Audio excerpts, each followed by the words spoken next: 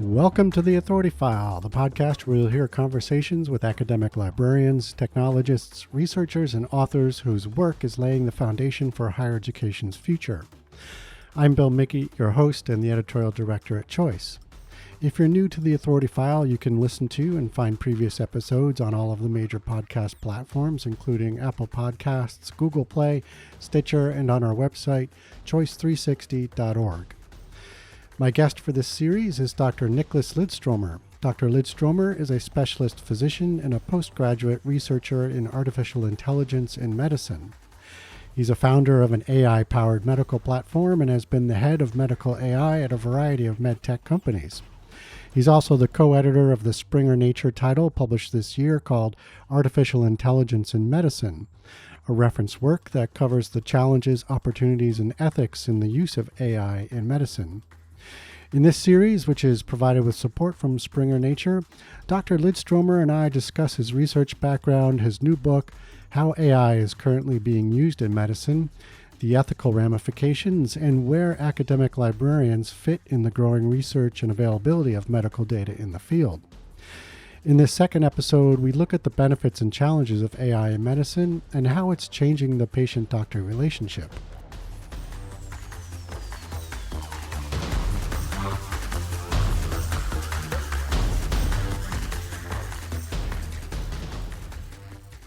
You've noted that artificial intelligence won't replace doctors, but doctors who use artificial intelligence will replace those who don't. Can you expand on that concept? How do you see that happening? Yes, I think there is a well-known conservatism within the medical field, if I can use that term. It took, for instance, it took several decades for doctors to accept the stethoscope when it came. I think it was one of Napoleon's doctors, so René Laennec in Paris in 1816, who came with a wooden device because he didn't want to press his ear towards young ladies and so on. So he wanted to have kind of distance. And this wooden device was absolutely not it was met with fury. They detested it, all the other colleagues. It was like first in 1850s or so that it became binaural, so with two ears, and further, adapted in by Professor David Littman in 1960s or so. He was a professor at Harvard. Mm-hmm. And so it took more than 150 years to have the modern stethoscope, and now it has become a symbol of a doctor. But it was definitely mobbed out for decades, and I think it's the same with AI. It's just AI is as superior. I mean, the stethoscope came because it's acoustically superior. It's the best way of hearing the cardiac sounds, heart sounds. And with AI, there are so many areas that it will flood. So it will be absolutely impossible to stay outside. So and already now, AI beats doctors in pattern recognition, in medical imaging, including dermatological images and pathology slides. So there's an armada of new devices in pipeline to enter the market. For instance, devices that can give us intracardiac pressures wirelessly, without catheterization, that is, or can give us blood pressure, cardiac output, blood glucose level, even with a remote transdermal optical imaging device. So there's no way a doctor can escape this and say, I'm not going to use AI, because the market will go to another doctor that does use it. So I think the time for doctoral conservatism is gone, and AI opens a horizon of doctoral progressiveness. Mm-hmm. So, if we were to be conservative and reluctant, then as it is now, doctors are becoming more and more, as Eric Topper quoted it from Scripps Research, quote, data input engineers. And that we don't want to be. We want to be caring doctors with deep empathy and so on. Right. Good point. Yeah. So artificial intelligence is a very crowded field, both in research and the private sector. So how is this playing out in medicine? In terms of how important is it to create standards, whether in practice or in definitions in the field as the use of it grows? Yeah, it's high time we do create standards, because we are at the Gutenberg moments. I mean, with the innovation of the printing press, that's where we Right. are now in medicine. So we see also an enormous spread of startups. So they may have different standards. I mean, look at just the mobile phone industry with Apple and Android and so on.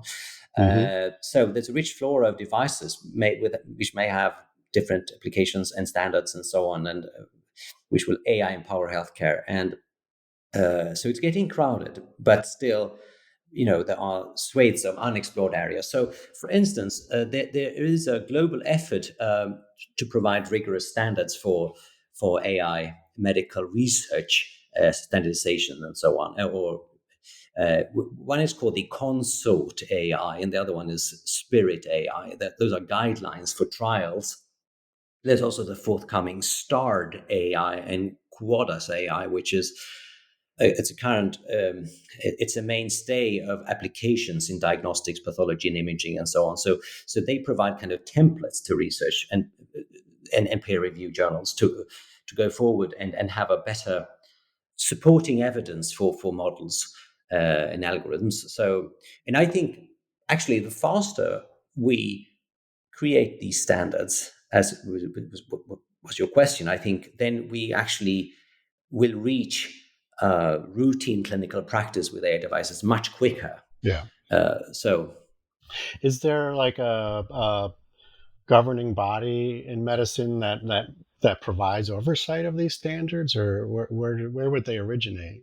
yeah, I could mention for instance, there's a U.S. health insurance. I think it's called the HIPAA, the U.S. Health Insurance Portability and Accountability Act. I think it's Hmm. called, which imposes strict rules on the use of personal health data and requires authentication and so on. The same and accountability and so on. The same we have in Europe. We have the Union's General Data Protection Regulation (GDPR), which stipulates rights for data access, rectification, deletion, also the right to be forgotten, stored data, and also restriction of processing and strict. It's a strict view on data portability and sharing and so on. And I mean, I think yesterday the EU Parliament voted on the largest changes in regulation of the internet in 20 years.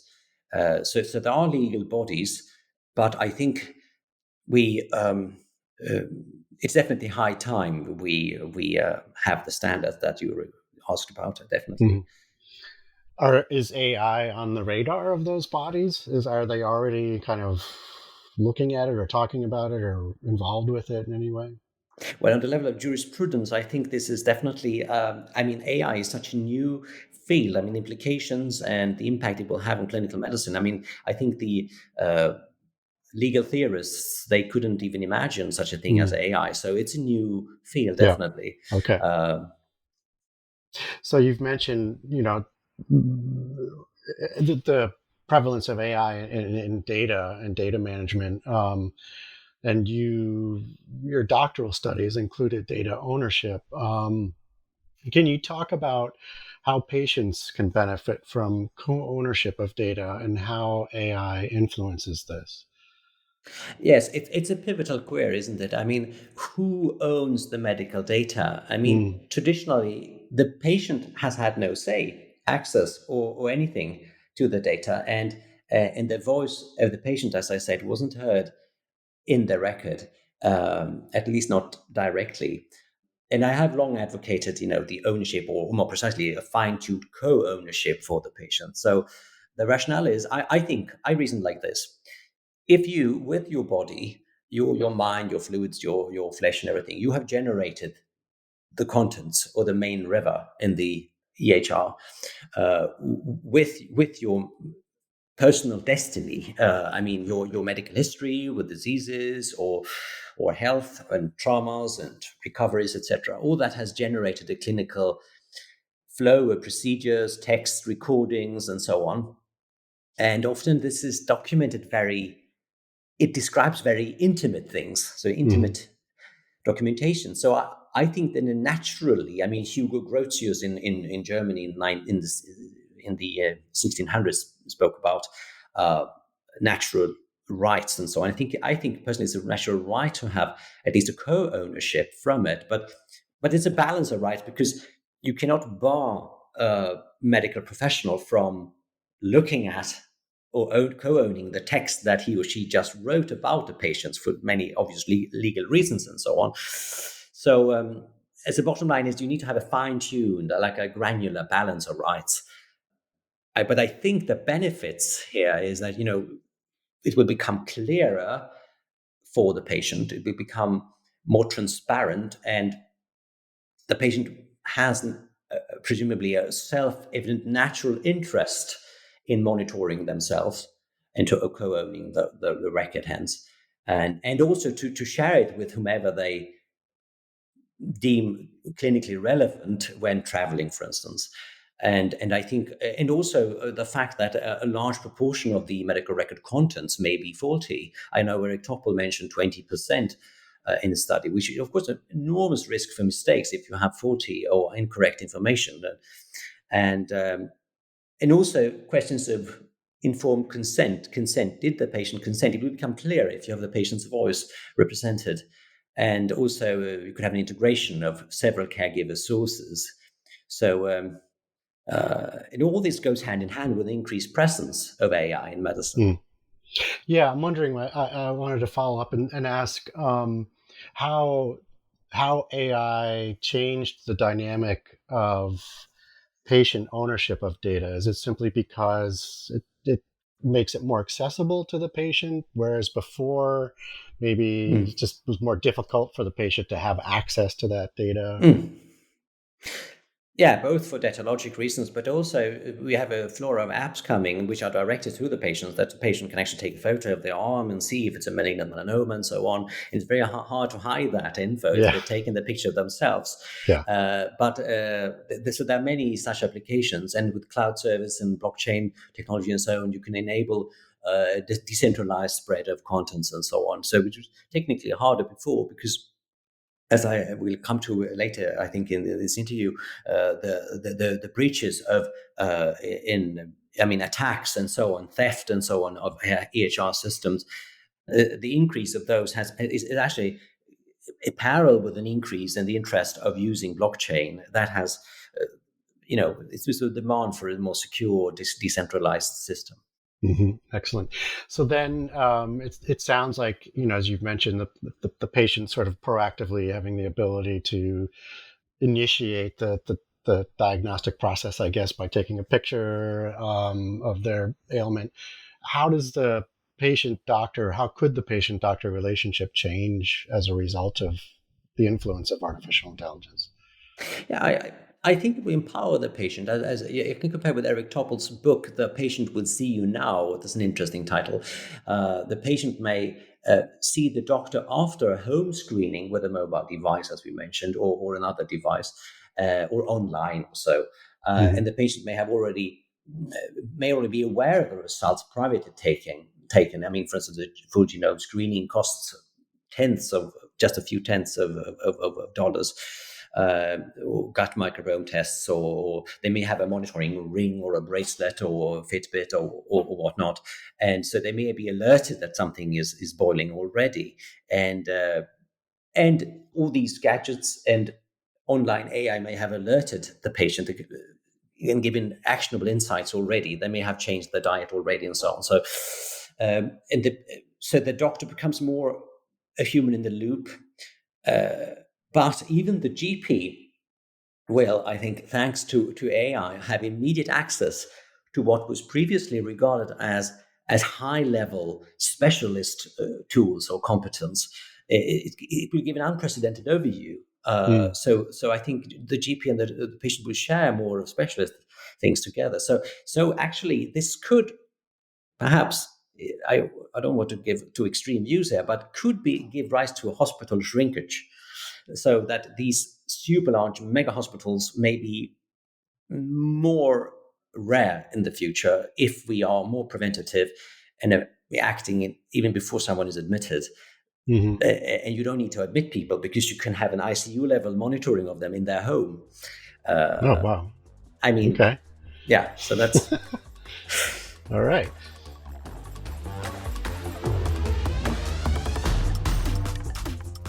You just heard from Dr. Nicholas Lidstromer. Dr. Lidstromer is a specialist physician and a postgraduate researcher in artificial intelligence in medicine. He's a founder of an AI-powered medical platform and has been the head of medical AI at a variety of medtech companies. He's also the co-editor of the Springer Nature title published this year called Artificial Intelligence in Medicine. It's a reference work that covers the challenges, opportunities, and ethics in the use of AI in medicine. This series is brought to you with support from Springer Nature.